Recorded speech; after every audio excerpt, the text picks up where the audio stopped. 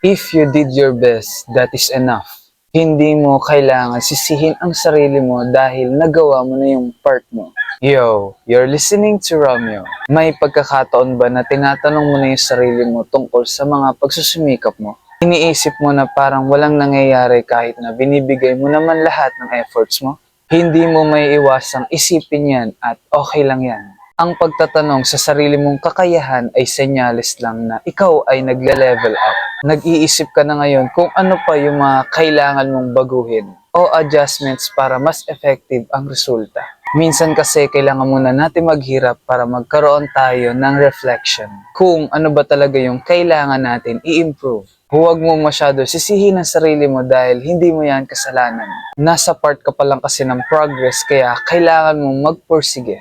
At ang mga ginagawa mo ay hindi nasasayang. Sa halip, natututo ka dito. Sa bawat aral na natutuklasan mo, nagiging maayos ka. Hindi ito tungkol sa pagiging magaling. Ang batayan ay makikita sa bawat araw na improvement mo. Kaya magpatuloy ka lang at lumaban. Dahil darating din yung araw na merong makakapansin ng talento mo at tanggap ka.